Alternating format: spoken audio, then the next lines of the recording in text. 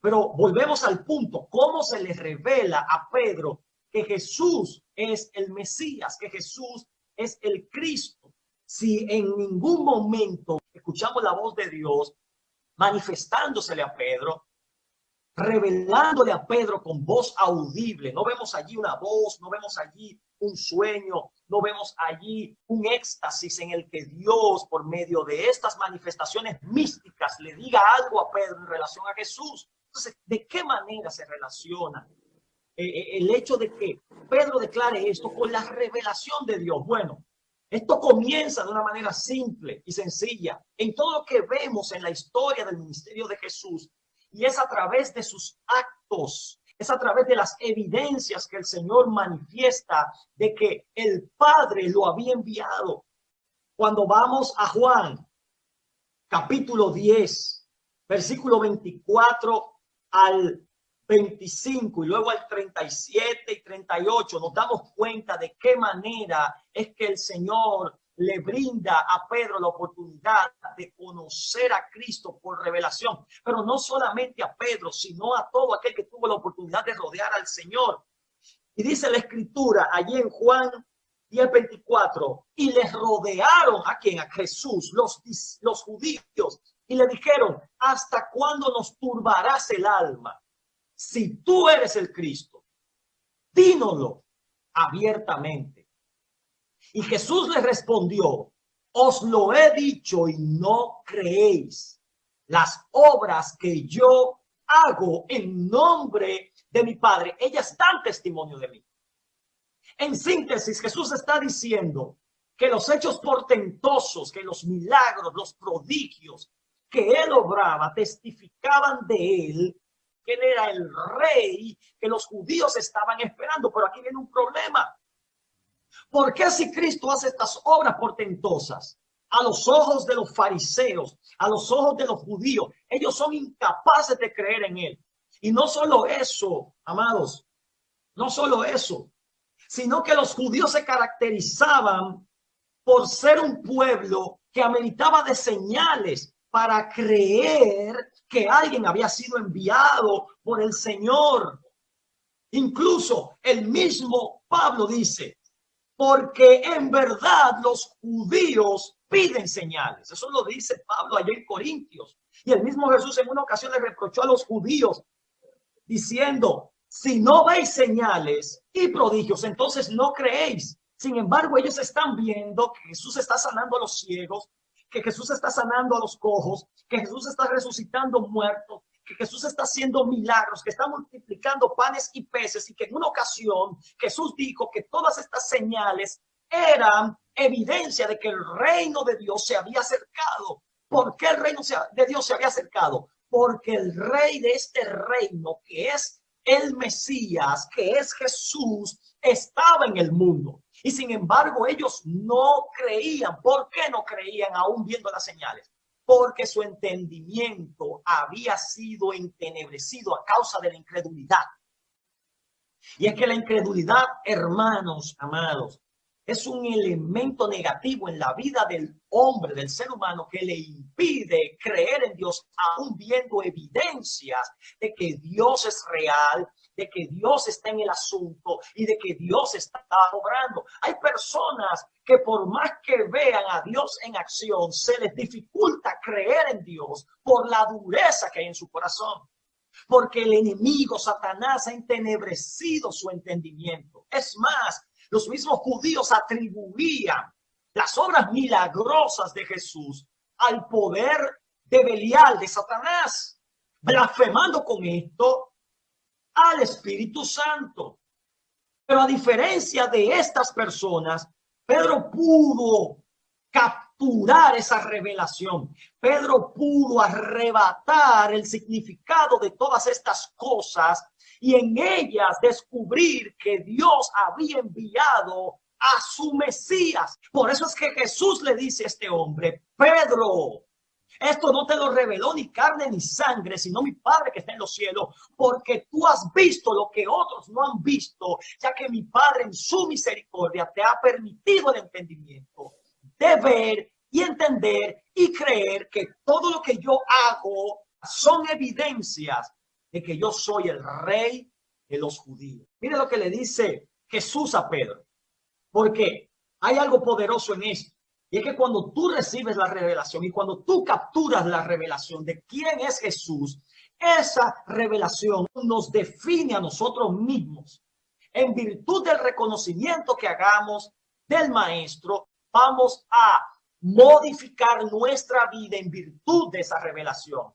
Jesús le dijo a Pedro, y yo también te digo que tú eres Pedro, y sobre esta roca edificaré mi iglesia.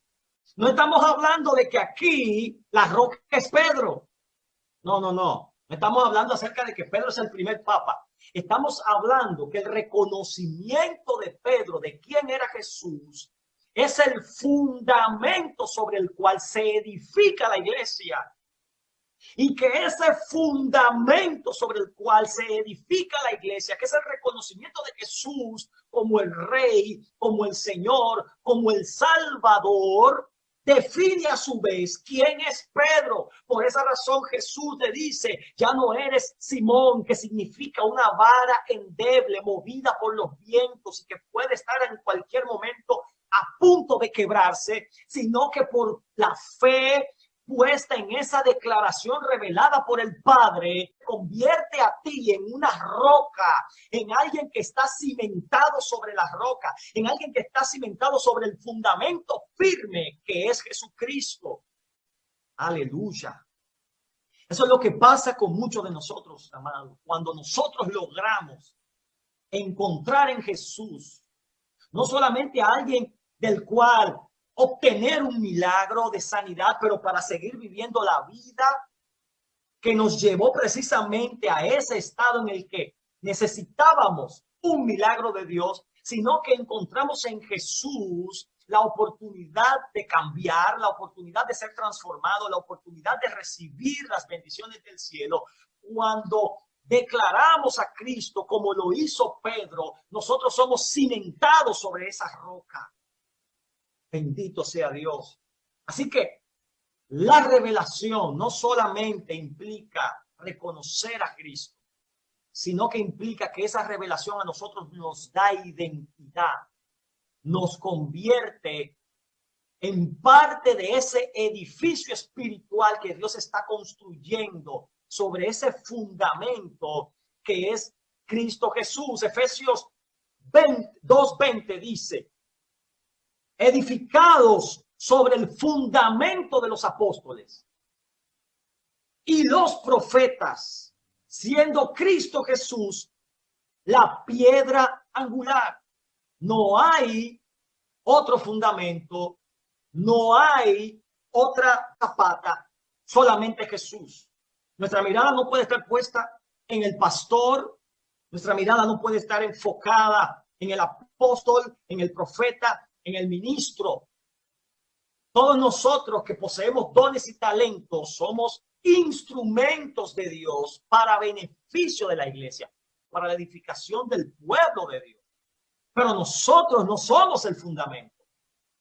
Nosotros no somos la piedra angular. La piedra angular es Cristo. Nosotros no nos podemos predicar a nosotros mismos. Nosotros no podemos hacer un evangelio egocéntrico, sino cristocéntrico. Nosotros tenemos que llevar a la gente a Cristo, no a nosotros. Es lamentable cómo mucha gente en las iglesias dependen más de sus líderes, de sus pastores, que de Cristo. Se identifican más con sus líderes, y no es que es malo, porque el mismo apóstol Pablo habló acerca de la necesidad de que los líderes se conviertan en modelos, de que nosotros podamos decirle a la iglesia, imítame a mí como yo imito a Cristo. Eso está bien cuando somos reproductores de la imagen de Jesús en nosotros, que al mismo tiempo eso nos convierte en paradigmas, en modelos a seguir por parte de aquellos que estamos formando. Eso es excelente, porque al final no es a José Luis Pimentel que están siguiendo, no es al pastor Marcos,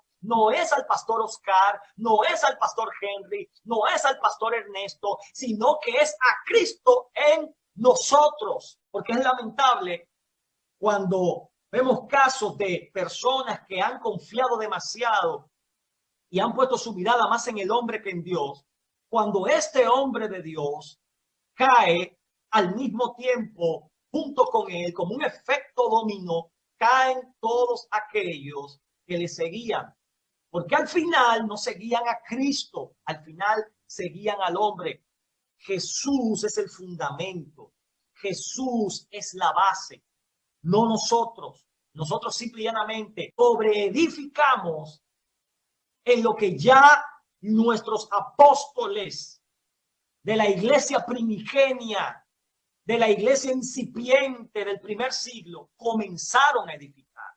Por esa razón, Pablo nos habla a nosotros en Primera de Corintios 3:11, diciendo, pues nadie puede poner otro fundamento que el que ya está puesto, el cual es Jesucristo. Tenemos que cuidarnos, amados, de poner otro fundamento que no sea el de Jesús. Tenemos que empezar a hacer que la gente quite la mirada de nuestros logros personales,